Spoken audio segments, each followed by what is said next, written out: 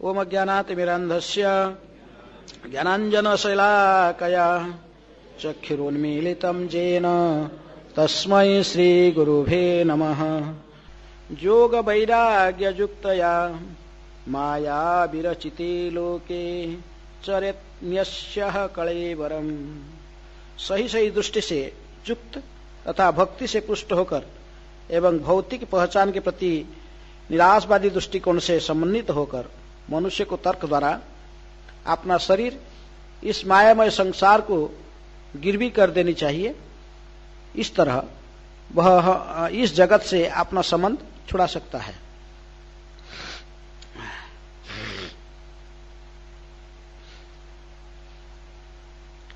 तो पिछले इस अध्याय के पिछले श्लोकों में से आप श्रवण करके आए किस प्रकार जीव मां की गर्भों में भी कष्ट भोगता है और गर्भ से निकलने के बाद भी इस संसार में भी दुख के बाद दुख ही इसको अनुभव होता है।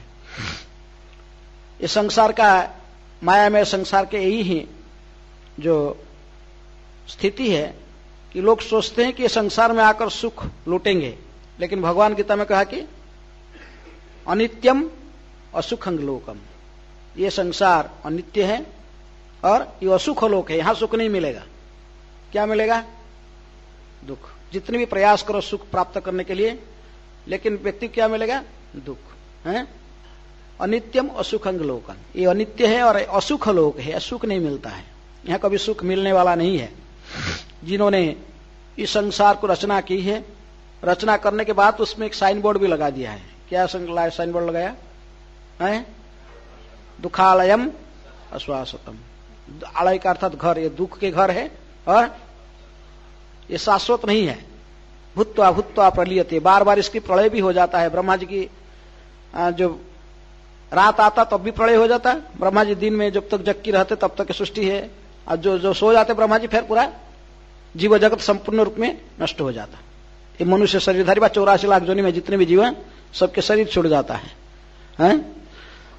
और फिर ब्रह्मा जी की परमायु खत्म हो जाता तो फिर संपूर्ण प्रलय हो जाता। और थोड़े समय के लिए हम इस संसार में जब रहते हैं तब भी हम दुख कोई प्राप्ति करना नहीं चाहता है, लेकिन दुख हमेशा उसको भोगना पड़ता है। इस संसार की यही नियम है, यही नीति है कि ये जेल ही है, हम सब कैदी है जो बद्ध जीव है। भगवान की प्रकृति के नियम को उल्लंघन करने के कारण इसी जन्म मृत्यु संसार रूपी ये जेल में बार बार भटकते रहता है। पुनरपि जननम पुनरपि मरणम पुनरपि जननी जठरे शयनम, बार बार इस चक्र में भ्रमण करते रहता है। इसलिए सम्यक दर्शन या बुद्धि, जो बुद्धिमान व्यक्ति है सही सही दृष्टि से इसको देखने के लिए प्रयास करें। किस देखेगा? चर्म चक्षु में से नहीं। कौन सा चक्षु में देखेगा? ज्ञान चक्षु से, सदगुरु के द्वारा ज्ञान प्राप्त करके अज्ञानातिमिरन्धस्य ज्ञानाञ्जन शलाकया, हम तो अंधकार के अज्ञान के अंधकार में भ्रमण करते रहते हैं, लेकिन सदगुरु के द्वारा हमें ज्ञान चक्षु प्राप्त होता है, जिसके माध्यम से हम संसार की स्थिति को सही सही देख सकते हैं।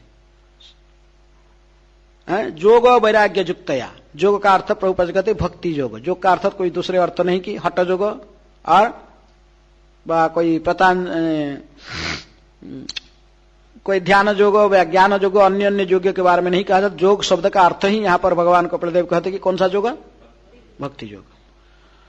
भक्ति योग के आश्रय करके ही सही सही ढंग से व सही बुद्धि के माध्यम से, तर्क से ही इस संसार की स्थिति को समझना चाहिए। यदि कोई ये संसार से जन्म होते संसार से मुक्त होकर भगवान के नित्य धाम को प्रवेश करना चाहता है तो इसको सही सही ढंग से भक्ति योग को आश्रय करके ही संसार के प्रति वैराग्य को उत्पन्न करके तर्क द्वारा समझना चाहिए संसार है क्या। संसार हम सोचते कि भोगने का वस्तु है, लेकिन ये भोगने का वस्तु नहीं है। ये माया विरचित है। इसको कौन रचना किया? भगवान की बहिरंगा शक्ति ने रचना करके रखा है। जिन्होंने सृष्टि स्थिति प्रलय साधन की अधिकारिणी दुर्गा देवी, भगवान ने इसको शक्ति दिए हैं। सृष्टि स्थिति प्रलय साधन शक्ति रेखा छाये वजस्य भुवनानि विभर्ति दुर्गा। इच्छानुरूपम अभी जस्य चचष्ट तेसा गोविंदमादि पुरुषम तमहं भजामि। बद्ध जीवों को फिर सुधार कर अपने पास में ले जाने के लिए विशेष रूप में भगवान माया के द्वारा रचना करके संसार को रखे हैं जेल के अंदर, और उसी जेल के अंदर फिर भगवान ने अपने प्रतिनिधियों को भेजते हैं, एक कैदियों को उचित ज्ञान देने के लिए, कैसे अपने प्रकृत स्थिति को समझ कर कि जीवेर स्वरूप है कृष्णेर नित्य दास, स्थिति को समझकर फिर वो भोगने का इच्छा को परित्याग करके भगवान के चरणों की सेवा में तल्लीन रहे। इसको सिखाने के लिए भगवान ने अपना आचार्यों को भी भेजते हैं, अपने भक्तों को भी भेजते हैं। और इसलिए व्यक्ति को इस माया विरचित लोक, इसके प्रति आसक्त नहीं होना चाहिए। माया विरचित लोक के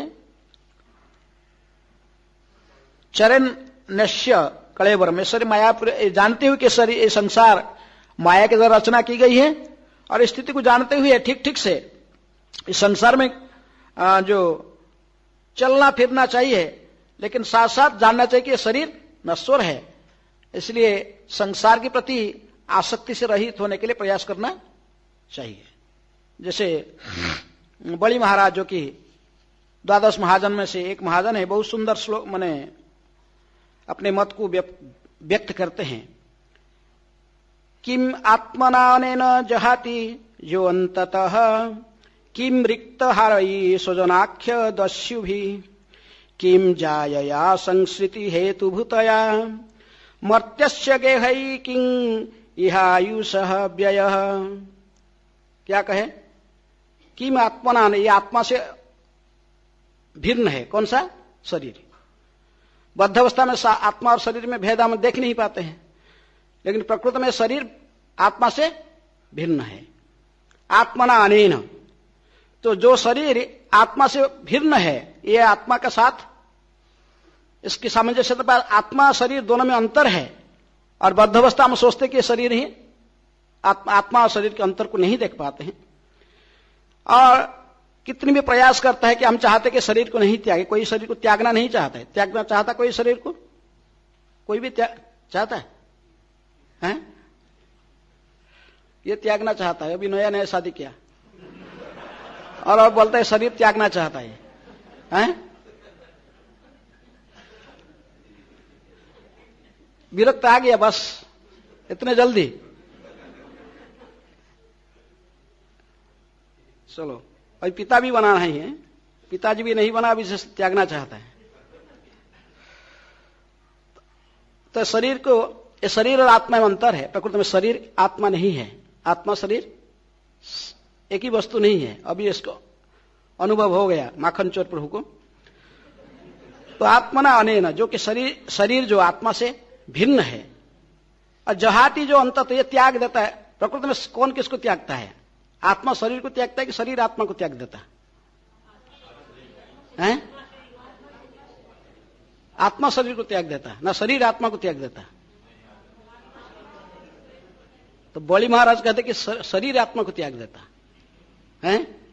शरीर को नहीं त्यागना चाहता है आत्मा।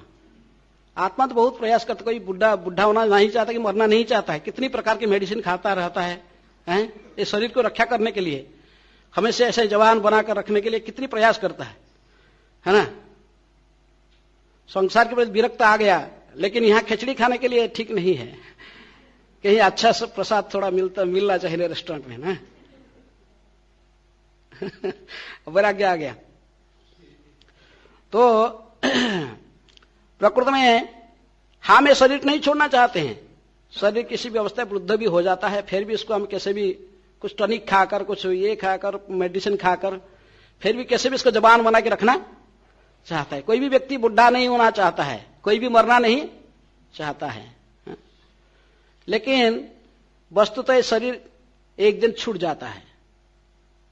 तो इसलिए बड़ी महाराज कहते कि जो ये आत्मा से भिन्न है, जो शरीर है, जहाती जो अंततः अंत समय में ये छोड़, अंततः है, इसके जो परिणाम है, ये शरीर छोड़ देता है। किसको?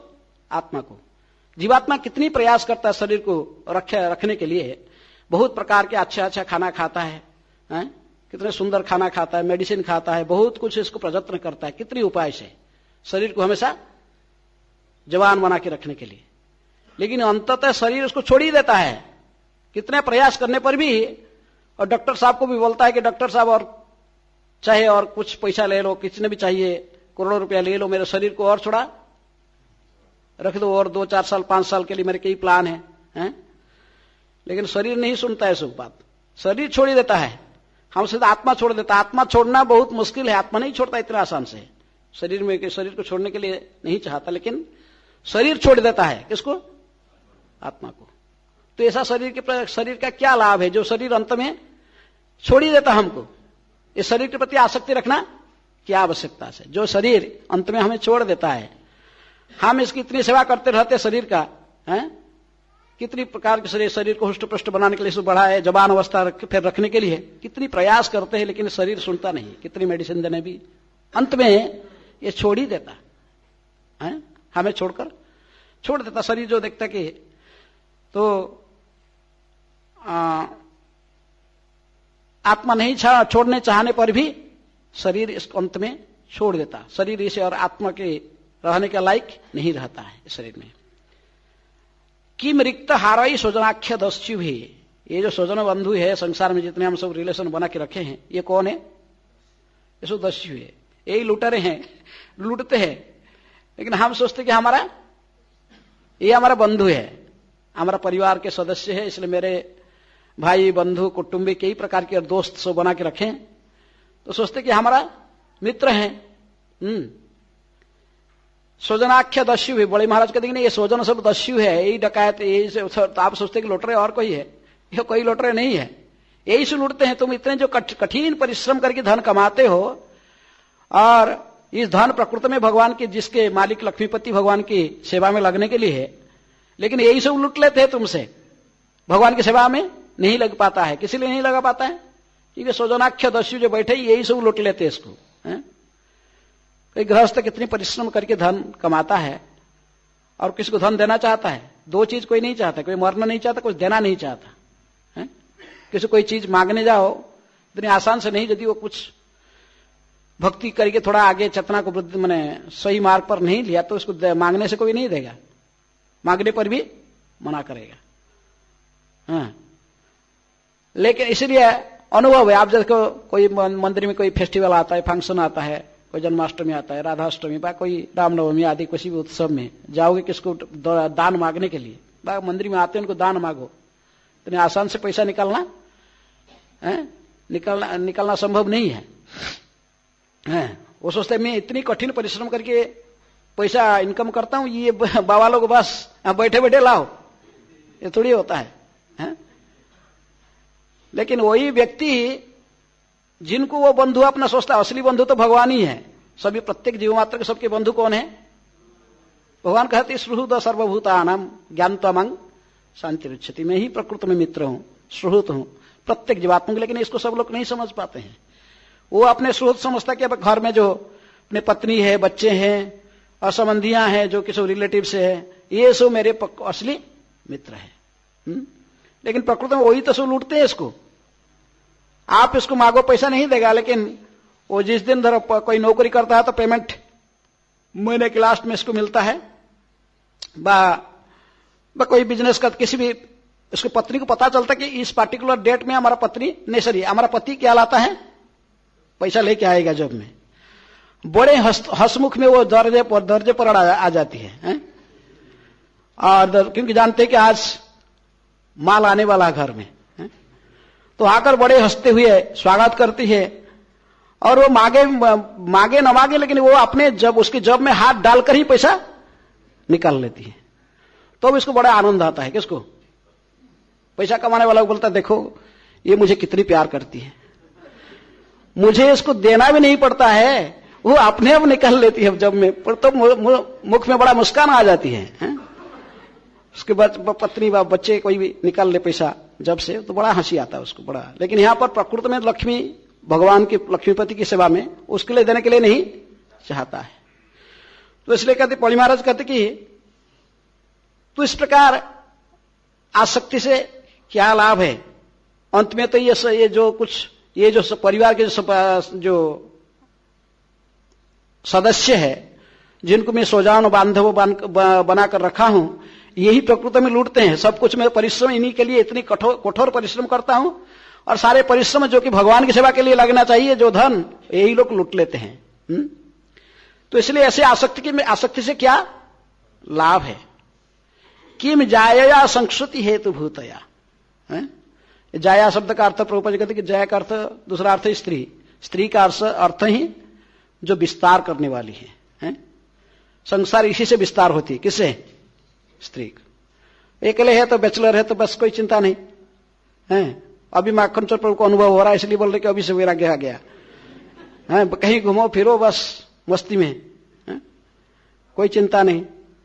और लेकिन जहीं जाया बा स्त्री आ गया तो फिर चाहिए, क्या चाहिए? गृह, क्षेत्र, सूत, विताप्त, ये सब चाहिए। ये सब आस्ते आस्ते चाहिए। पत्नी आ गया तो अरे घूम नहीं सकता, इधर ब्रह्मचर्य आश्रम में रह नहीं सकता, रूम में बस हो गया, कोई चिंता नहीं है। अपने आश्रम में कमरे में रहा, टाइम पर सुबह मंगल आरती वगैरह बस प्रोग्राम अटेंड किया, 9 बजे अपने प्रसाद रेडी है, बैठा खा लिया बस। कोई चिंता नहीं। उसको केवल एक ही मात्र की शास्त्र पढ़ना और प्रचार करना। यदि सही ब्रह्मचारी है तो समय को ठीक ठीक से उपयोग करेगा। और जब गृहस्थ आश्रम में प्रवेश कर गया, फिर पत्नी आ गया, वो तो फिर अकेले नहीं, तो उसके लिए क्या चाहिए? घर चाहिए। घर तो घर बनाए, घर के लिए धन ही चाहिए ना, बहुत परिश्रम करके धन कमाना पड़ता है। ऐसे नहीं होता। अजामिल तो बहुत अच्छा, बहुत सुंदर जीवन बिताता था, लेकिन जब वेश्यासंगी बन गया तो फिर उसको बहुत परिश्रम करना पड़ा, लूटना पड़ा धन। दस्यु रत्नाकर भी ऐसे लूटता था धन। लोग से धन ऐसे आसान से नहीं आता है। और एक भौतिकवादी व्यक्ति के लिए धन तो मधु से भी अधिक मधुर होता है ना? धन जो होता है मधु से भी अधिक मधुर है। Money is sweeter than honey, brighter than sunshine. सूर्य से भी अधिक उजाला उसको दिखाई पड़ता है धन कमाएगा, धन नहीं होगा तो परिवार कैसे चलाएगा? धन नहीं होगा तो कोई नहीं रहेगा। कोई रहेगा? आपने पत्नी छोड़ दी प्रभुपाद जी के जैसे महाभागवत वैष्णव की पत्नी भी क्या कही, उनका भागवत को दे दी, कहा बेच दी, दुकान में देकर, चाय के दुकान में देकर शक्कर और चाय पत्ती ले आई बस। अब दूसरे की पत्नी के बारे में क्या कहा जाएगा? जब तक धन है पास में सभी साथ में है, धन नहीं है तो कोई भी साथ में नहीं रहेगा। प्रभुपाद ने कहा कि माया का जो नेकेड, जो कि पूरा क्या उसकी उलग्न रूप पूरा मुझे दिखाया भगवान ने, माया संसार में क्या होता है। प्रभुपाद ने भी आसान से छोड़ना नहीं चाहते, कहते मेरे परिवार है, पत्नी है, बच्चे हैं। और उनके गुरुजी ने 2 बार सपने में आ गए। कौन?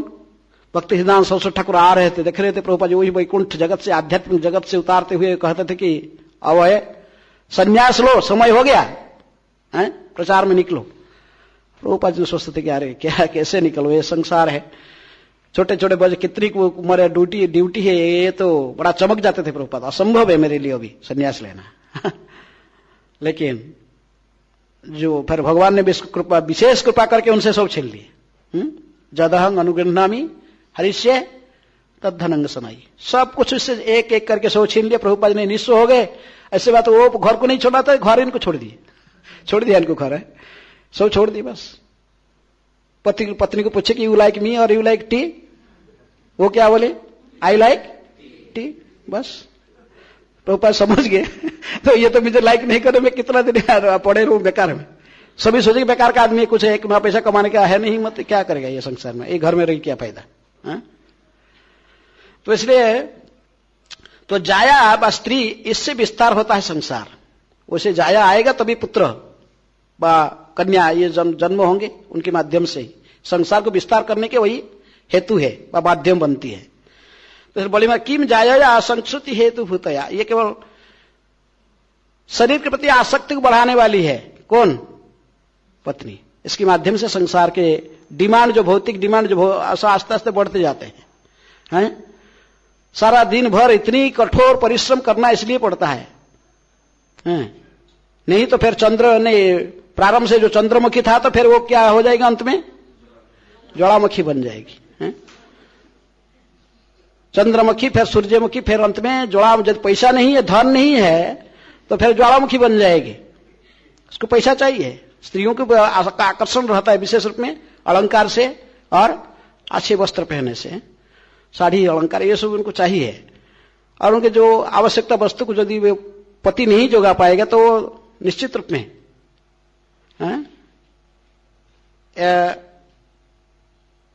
वो डिस्टर्ब हो जाती है। अब ये सभी स्त्री ऐसा ही नहीं होते, शास्त्र में से कहा कि प्रकृति में लगभग 20 वेराइटी के अलग कैटेगरी की सब स्त्रियां हैं।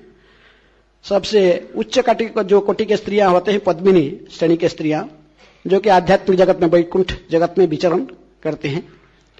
पद्मिनी, संखिनी, गदिनी, चक्रिणी, हस्तिनी, कई प्रकार के स्त्रियां, और सबसे लास्ट में पुंसली स्त्री वैश्यावृत्ति करने वाली स्त्रियां होते हैं। लेकिन सभी स्त्री ऐसे नहीं होते, लेकिन यहां पर विशेष रूप में जो भौतिक जगत के बारे में व्याख्या की जा रही है, तो इसलिए एक जनरल स्त्रियों की भूमिका ली जा रही है, जो समाज में विशेष रूप में प्रचलित स्त्रियां, मेजोरिटी जिनकी संख्या होता है। तो ऐसे ही ये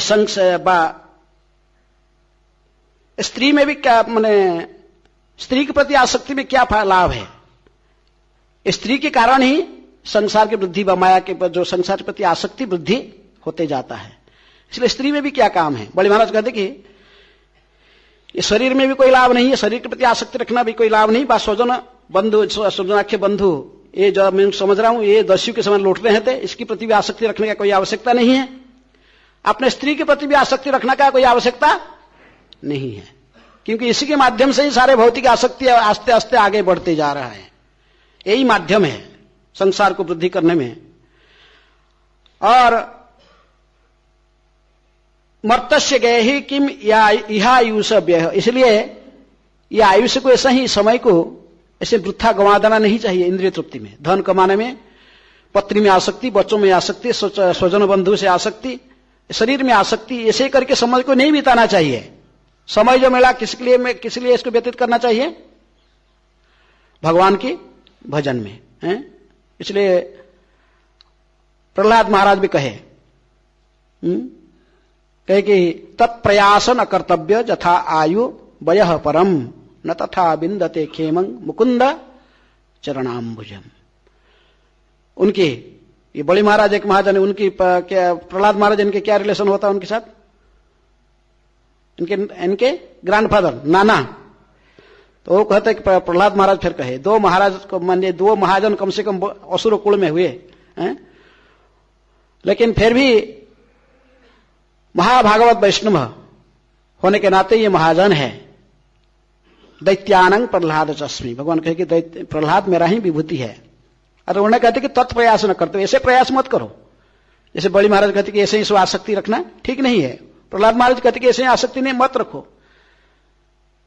हैं ये संसार के प्रति आसक्ति, घर में, परिवार में, संबंधियों में से, पत्नी में, ये शरीर में, ये आसक्ति को छोड़ो। इस प्रकार आसक्ति रखकर समय को वृथा व्यय मत करो। तत्प्रयास न कर्तव्य यथा आयु वयः परम। ये जो आयु बड़े मूल्यवान समय है मनुष्य जीवन का, जो अवधि है, दुर्लभं मानुषं जन्म यद्यपि अध्रुवम अर्थदम। यदि अन्य जोनि में शरीर प्राप्त होता है और इस शरीर का भी विनाश होता है, इस प्रकार मनुष्य शरीर प्राप्त हुआ है, ये भी विनाशशील है, मृत्यु को अवश्य प्राप्त करेगा। लेकिन फिर भी इस शरीर का कुछ विशेष अर्थ है, अध्रुवम अर्थदम, विशेष अर्थ है शरीर का। कोई शरीर जो प्राप्त हुआ है इसको ठीक ठीक से उपयोग करना चाहिए। किससे? भक्ति से। इसलिए कहते तत्प्रयास न कर्तव्य यथा आयु वयः परम न तथा बिंदते खेमं मुकुंद चरणाम्बुज। भगवान मुकुंद की चरण को आश्रय करो, उन्हीं का आश्रय करके उन्हीं की भक्ति करना, यही मनुष्य का जीवन का लक्ष्य है। और यदि ऐसा ही कार्य नहीं किया तो फिर जानिया सुनिया विष खाइनु। हरि हरि विफले जन्म गोवाइनु, मनुष्य जन्म लभिया राधा कृष्ण ना भजिया, जानिया सुनिया विष खाइनु। जानबूझकर जहर मत खाओ, नरोत्तम दास ठाकुर कहते हैं। मनुष्य जन्म इस प्रकार आहार निद्रा भय मैथुन और विषय भोग के लिए नहीं है। ये शरीर कुछ विशेष अर्थ के लिए प्राप्त होता है कि इसी शरीर में ही हम भगवान की चरण में शुद्ध भक्ति करके ही भगवत धाम को वापस जा सकते हैं, लौट सकते हैं, जो कि मानव जीवन का लक्ष्य है। चाहे कोई किसी वर्ण आश्रम में क्यों न हो, व किसी भी जोनि में क्यों न हो, पुरुष हो स्त्री हो, इसमें कोई फर्क नहीं होता है। भगवान कहते कि स्त्री वैश्या तथा शूद्र तेपी जानती पराम गतिम। स्ते अपि सुपाप जन, जो कि कितने भी गिरा हुआ व्यक्ति क्यों न हो, लेकिन यदि मेरी भक्ति को आश्रय करता है, अहित की भक्ति करता है, तो निश्चित रूप में मेरे धाम को प्राप्त कर लेगा, मुझे प्राप्त कर सकता है। इसलिए भक्ति योग को ही आश्रय करके ही हमें इस जन्म मृत्यु संसार से मुक्त होने के लिए प्रयास करना, यही प्रकृति में हमारा कर्तव्य है। वृथा समय को इंद्रिय तृप्ति में व संसार के प्रति आसक्ति में रखकर गंवाना नहीं चाहिए, और समझना चाहिए कि किस लिए हमें संसार क्या है, इसको कैसे समझना चाहिए ना। सम्यक दर्शनया, सही दृष्टि से इसको विचार करो। जो बुद्धिमान व्यक्ति इसको विचार करके देखता है, जो कुछ करता है करने पहले सोचना चाहिए। सम्यक दर्शनया बुद्धिया, तर्क से, बुद्धि का तर्क से, आध्यात्मिक शास्त्रों को अध्ययन करके ही तर्क वितर्क के माध्यम से सही दृष्टि से देखना चाहिए संसार को, स्थिति को, और देखते हुए जोग वैराग्य युक्तया, संसार के प्रति वैराग्य उत्पन्न कैसे होगा ना। कहते कि जोगों के माध्यम से, योग का अर्थ ही प्रभुपाद जी कहते भक्ति योग। जैसे कहते कि द्वितीय ने पहला स्कंद की भागवत के दूसरे अध्याय में जो सिद्धांत है, उसी के आधार पर हमें समझना चाहिए। प्रभुपाद तात्पर्य लिखते हैं, वासुदेवे भगवती भक्ति योग प्रयोजित जनयति आसु वैराग्य ज्ञानम चयत अहेतुकम। भगवान वासुदेव के चरण में भक्ति करना चाहिए। भक्ति में संलग्न हो जाने से ही श्रवणम कीर्तनम विष्णु स्मरणम पाद सेवनम अर्चनम वंदनम दास्यम साख्य आत्मनिवेदनम आदि नवधा भक्ति को आश्रय करके जब हम इस भक्ति जो को आश्रय करेंगे, तभी ज्ञान वैराग्य अपने आप उत्पन्न हो जाते हैं। इनको स्वतंत्र रूप में प्रयास करने की आवश्यकता नहीं ज्ञान वैराग्य के लिए, लेकिन हम पूर्ववर्ती आचार्यों के मार्ग को जब अनुसरण करते हैं,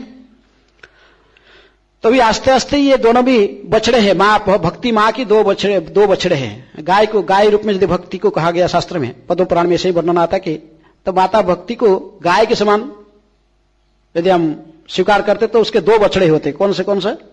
ज्ञान और वैराग्य। अकेले भक्ति शोभा नहीं पाता है, बछड़े रहता तो उसको अच्छा शोभा देता है ना। केवल भक्ति है तो आपको केवल गाय जा रहा तो इतने लोग अट्रैक्टेड नहीं होते, उसके साथ जो बछड़े चलते हैं तो बड़े सुंदर लगता है, दो बछड़े साथ में। तो ये दो बछड़े कौन है? ज्ञान वैराग्य। ज्ञान वैराग्य दोनों, लेकिन स्वतंत्र रूप में ज्ञान वैराग्य की प्रैक्टिस करने के लिए कोई आवश्यकता नहीं है। हम यदि भक्ति करते रहेंगे, पूर्ववर्ती आचार्यों के मार्ग को अनुसरण करके भक्ति योग को आश्रय करेंगे, ये दोनों उत्पन्न हो जाते। कौन सा? ज्ञान और वैराग्य। अपने आप संसार की स्थिति को हम समझ सकते हैं। इसलिए गौरांग महाप्रभु की धरा पर आविर्भाव हुए हैं। जैसे श्रवण भट्टाचार्य कहते कि किस लिए आए महाप्रभु संसार में अवतीर्ण हुए?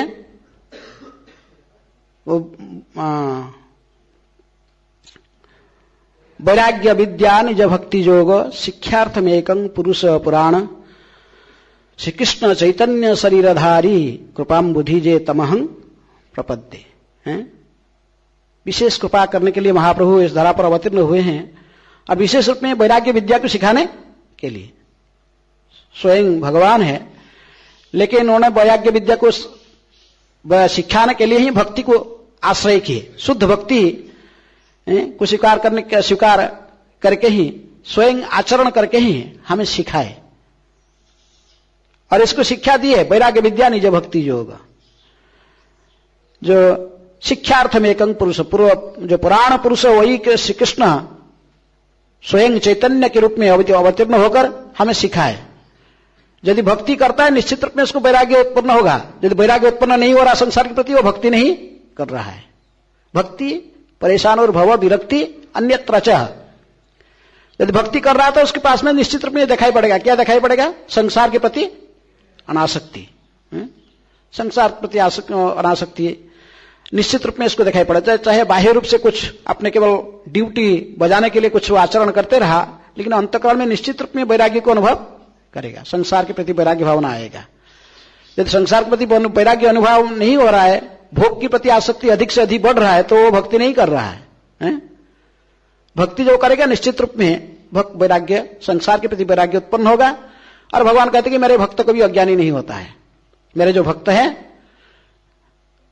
तेषाम एवानुकंपार्थम अहम अज्ञानजम तम नाशयामि आत्मभावस्थ ज्ञानदीपेन भास्वता। मैं उसी भक्त जो अनन्य चित्त होकर मेरी सेवा परायण होता है तो अंतकरण से मैं ही बैठा हूं, ज्ञान रूपी प्रदीप को प्रज्वलित करके उसके समस्त अज्ञान अंधकार को नष्ट कर देता हूं। इसलिए भगवान के शुद्ध भक्त कभी अज्ञानी नहीं होते हैं, चाहे वो अंगूठा छपा वाला हो। गौर केशवदास बाबा जी महाराज की तरफ अंगूठा छपने वाले हैं, उनको कुछ पता, थोड़ा कोई शास्त्र संस्कृत ज्ञान ऐसा कुछ नहीं था, लेकिन फिर भी वो महाभागवत वैष्णव है। सभी जानते हैं महाभागवत वैष्णव है। भक्ति सिद्धांत सरस्वती ठाकुर जैसे महान विद्वान शिष्य उनके थे। और प्रभुपाद जी कहते थे मेरे Guru Maharaj as encyclopedia of knowledge, किसी भी विभाग से किसी प्रकार की ज्ञान की चर्चा करें उनके साथ किया जा सकता है, किसी प्रकार के प्रश्न का उत्तर दे सकते थे। लेकिन उनकी गुरु महाराज तो थे अंगूठा छपाने वाले। कौन? लेकिन स्वयं भक्ति सिद्धांत सरस्वती ठाकुर कहा करते थे कि मैं कभी कभी विशेष स्थिति में आता हूं तो कुछ प्रश्न लेकर जाता हूं मेरे गुरुदेव के पास, लेकिन उन्होंने जो मेरे प्रश्न के समाधान करते हैं मैं तो बड़ा आश्चर्यचकित रह जाता हूं। जो उनकी मुख से उपनिषदों की, भागवत की, गीताओं की कई जो श्लोक को मैं भी श्रवण नहीं, ऐसे ही श्लोक उनकी मुखारविंद से निकलते जाता है। किनके मुख से? तो कौन बुलाता है इनको? भगवान स्वयं, वो तो हृदय में बैठे हैं। मत स्मृतिर ज्ञानम अपहनम च। शुद्ध भक्तों को पूरा केयर वो लेते हैं। इसलिए शुद्ध भक्त कभी अज्ञानी नहीं रहता है। जो शुद्ध भक्ति करता है निश्चित रूप में उसको संसार के प्रति वैराग्य उत्पन्न होगा, और जो आवश्यक उसकी ज्ञान जिस स्थिति पर भगवान उसको सप्लाई करते हैं, दिव्य ज्ञान से अज्ञानी नहीं रहता संसार में, संसार के प्रति वैराग्य उत्पन्न हो जाता अपने आप भक्ति करने से ही। शुद्ध भक्ति के यही लक्षण है। तो इसलिए सबको जानना चाहिए कि माया विरोचित लोक है। ये जो लोक है जिस संसार में हम निवास करते हैं ये माया के द्वारा बनाया गया। शरीर भी संसार भी माया से बनाया गया और ये शरीर भी वही पंचभूत में बना गया है।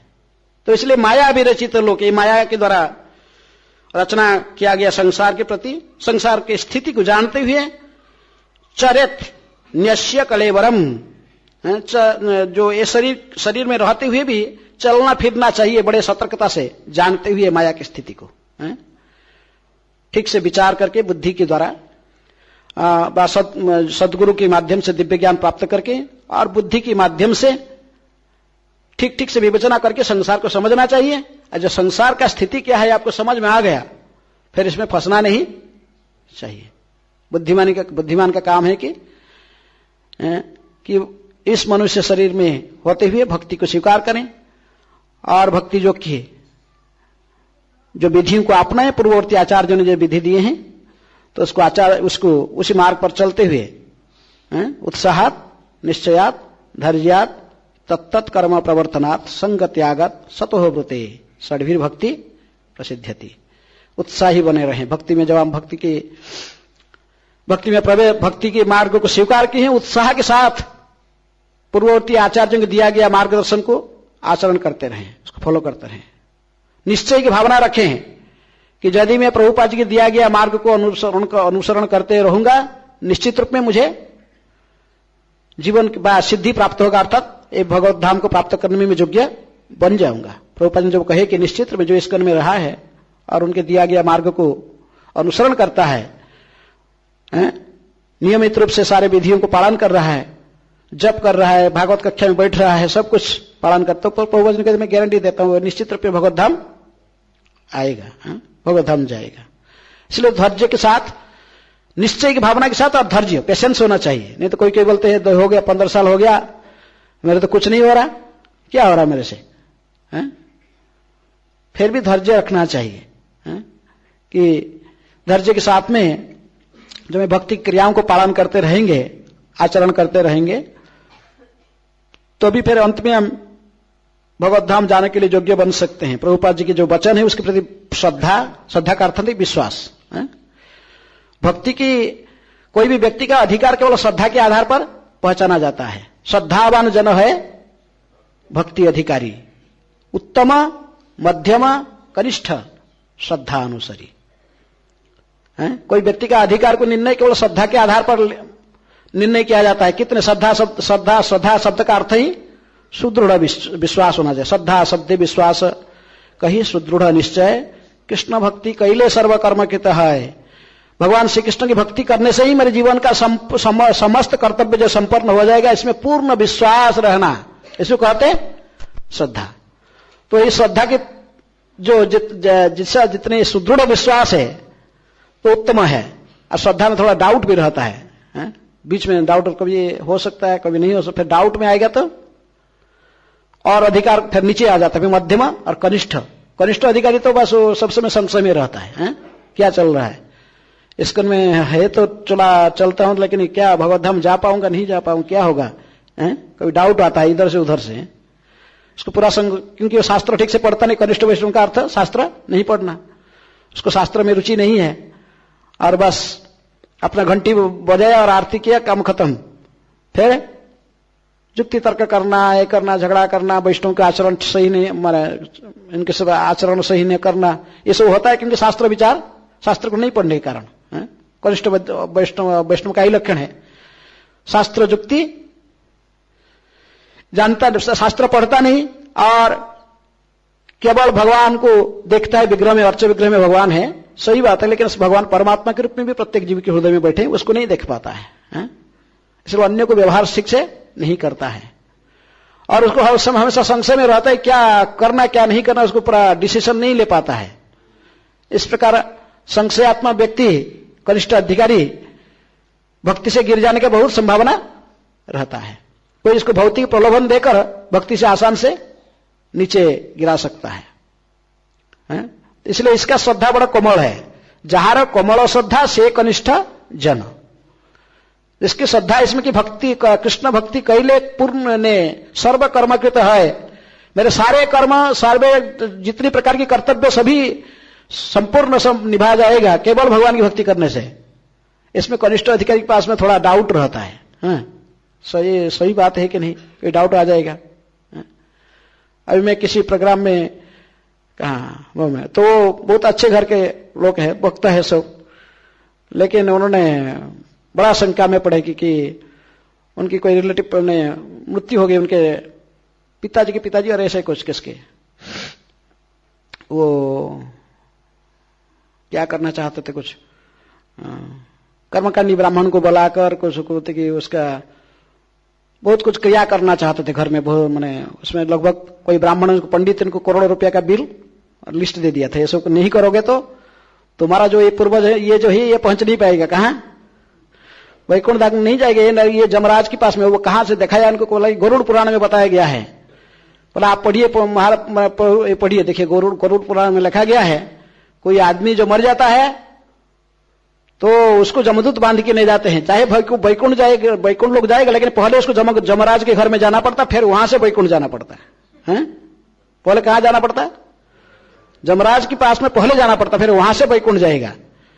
तो इसलिए हमें तो जमरा मैंने ये करना पड़ेगा, क्रिया से कर्मकांडी ब्राह्मण से बोला के गए ऐसे, लेकिन वो कन्विंस है, मैंने आप लोग भक्ति कर रहे हो भक्ति के मार्ग को अपना और कि ये सब कर्मकांड को स्वीकार कर रहे हो। चैतन्य महाप्रभु ने कहा था सुबुधिराय को कहा ना, वो भी ऐसा ही प्रायश्चित करना चाहता था दोबारा फिर हिंदू समाज में आने के लिए, और बनारस के ब्राह्मण से इसको बड़ा लिस्ट दे दिए थे। कोई कहा था कि गर्म घी पीकर शरीर त्याग दो, तो और प्रायश्चित नहीं। दूसरे कोई कहा था करोड़ रुपए का लिस्ट बनाकर दे दिया, वैसे ये लिस्ट सब लाओ, ऐसे बड़ा यज्ञ करेंगे, वो करेंगे, क्योंकि दक्षिणा के लोभ में वो लोग बहुत बड़ा जगह दे दिया। लेकिन महाप्रभु के पास में जो होते, महाप्रभु कहे कि तुम बुद्धू हो, ऐसे सब करने की आवश्यकता नहीं है। कृष्ण नाम हईते हवे पातक मोचन, कृष्ण नाम हईते पावे कृष्ण चरण। एक कृष्ण नाम लेने से पाप से तुम मुक्त हो जाओगे, दूसरे और कृष्ण नाम ऐसे करते रहोगे तो भगवत धाम पहुंच जाओगे। कनिष्ठ अधिकार को इसमें विश्वास नहीं होता। भक्ति तो है, कंठी तिलक भक्ति जब भी करता है, लेकिन फिर भी थोड़ा डाउट रहता है, ये सच है ना क्या, जो नियम करभाजन ऋषि कह दिया कि देवर्षि भूतात्मा निणांग पितृणांग नकिंग करनाय अंग्रणी च राजन सर्वात्मना ज शरणम शरण्यम गतो मुकुंद परिहृत कर तुम। भगवान मुकुंद की भक्ति करने से तुम किसी के ऋणी नहीं रहोगे, समस्त ऋण चुक जाएगा, पितरों की ऋण और जो कि देवताओं की ऋण, ऋषियों की ऋण, कितनी प्रकार की जो और उपकार करने वाले सब आप मित्रों के चरण में जो कुछ भी तुम्हारा उत्तरदायित्व है सभी निभाया जाएगा, केवल एकमात्र भगवान मुकुंद की आश्रय, चरण आश्रय करने से। इसमें डाउट रहता है, इसमें डाउट रह जाता है, थोड़ा इधर उधर सुनता है, करता है, भक्त संग की अभाव और शास्त्र की अध्ययन के बिना ठीक से नहीं पढ़ने के कारण उसको डाउट रहता है। तो इसलिए कनिष्ठ कहते कि जहां कोमल श्रद्धा से कनिष्ठ जन। लेकिन यदि वही यदि कनिष्ठ वैष्णव भी आस्ते आस्ते उत्तम वैष्णव के संग करेगा, उनकी सेवा करेगा, क्रमे क्रमे सही भक्त हईवे उत्तम। कनिष्ठ प्रथम में था, ऐसे का मतलब नहीं कि वो जिंदगी लाइफ शरीर त्यागने तक ही कनिष्ठ भी रहेगा, नहीं। यदि वो प्रयास करेगा, उत्तम भक्तों की संगति करेगा, क्रमे क्रमे सही भक्त हईवे उत्तम। कोमल श्रद्धा होने के कारण उसको कहा गया कि वो कनिष्ठ जन, लेकिन क्रमे क्रमे सही भक्त हईवे उत्तम। क्रमे क्रमे फिर आस्ते आस्ते उत्तम हो जाएगा, पढ़ेगा आस्ते आस्ते भक्ति में। पूर्ववर्ती आचार्यों के वचन में यदि उसको श्रद्धा है, उत्साह, निश्चय, धैर्य के साथ उसको पालन करते रहेगा, आस्ते आस्ते स्थिति बढ़ेगा, वो निश्चित रूप में फिर मध्यम और अंत में उत्तम स्थिति को भी वो आ सकता है। प्रभुपाद जी उदाहरण देते थे ग्रीन मैंगो और क्या राइट मैंगो, पक्का हुआ हमने जो कच्चा आम और पक्का आम। अभी कच्चा है लेकिन उसे डैम्प में यदि लग कर रहेगा, किसी ना किसी कारण से वो जड़ वहां निकल नहीं जाएगा, तो फिर क्रमे क्रमे क्रमे क्रमे परिपक्व होकर फिर पक जाएगा। तो इसी प्रकार कनिष्ठ प्रारंभ से हम सभी की स्थिति प्राय कनिष्ठ के स्तर पर रहता है, लेकिन आस्ते आस्ते भक्तों की संगति, शास्त्र के अध्ययन, प्रभुपाद जी किताबों को पढ़ने से, भक्तों की संगति करने से, सेवा में आस्ते बढ़ते बढ़ते नियमित भागवत कक्षा को श्रवण करने से, प्रभुपाद जी के तात्पर्य के साथ किताबों को पढ़ने से फिर हमें डाउट सब क्लियर होता है। आगे बढ़कर कनिष्ठ मध्यम भक्त के पास में शास्त्र युक्ति इतने नहीं रहता है, लेकिन फिर भी दृढ़ विश्वास रखता है गुरु के वचन में, साधु शास्त्र गुरु में उसको दृढ़ विश्वास रहता है। मध्यम अधिकारी से ही महाभाग्यवान, शास्त्र युक्ति नहीं जाने दृढ़ निष्ठावान। शास्त्र युक्ति इतना नहीं जानता, कोई मायावादी कोई आ गया, कोई विशेष आया तो युक्ति तर्क में फरस्त फेल मार सकता है, इसको डिफीट हो, लेकिन फिर भी डिफीट होने पर भी अपना जो सिद्धांत से वो अटल रहता है। नहीं, कृष्ण भक्ति कैले सर्व कर्म कृत है, ये लाइन से वो विच्युत नहीं होता है। चाहे जानता कि मैं इसको डिफीट हो, लेकिन बल्कि मेरा गुरु जी के पास में ले जाने से वो इसको डिफीट कर देगा।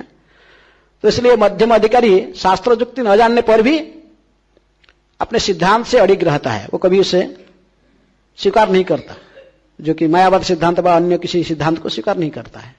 लेकिन उत्तम अधिकारी तो शास्त्र युक्ति सुनिपुण दृढ़ निष्ठाजार, उत्तम अधिकारी से ही तारए संसार। जो उत्तम अधिकारी तो सब शास्त्र युक्ति में भी पारंगम होता है और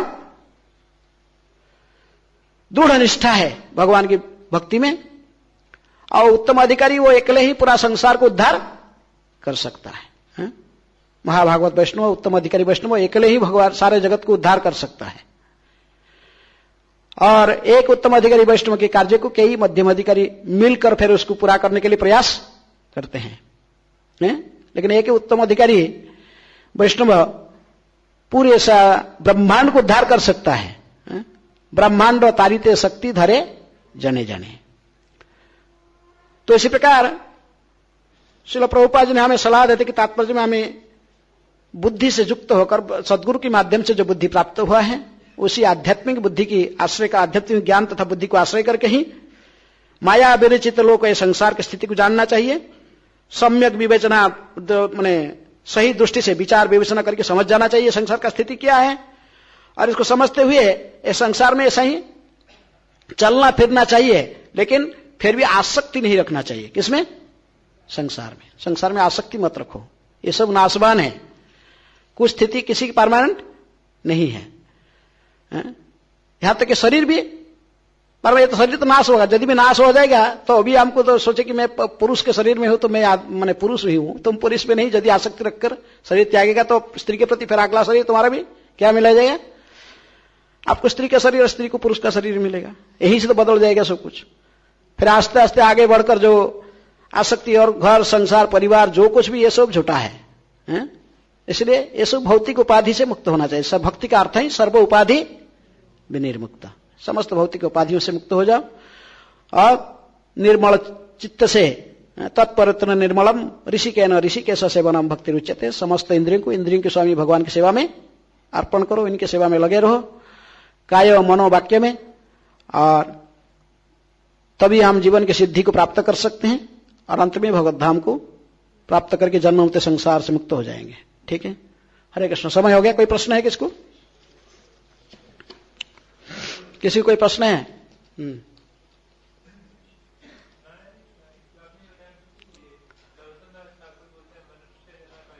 हाँ,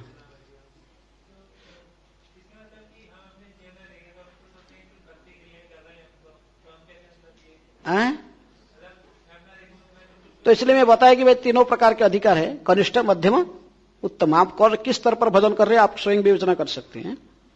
ठीक ना? अभी तो इसलिए हमको कम से कम आना पड़ेगा भगवत धाम जाने के लिए ऊपर स्तर के आना। कौन सा स्तर में है? उत्तम स्तर पर।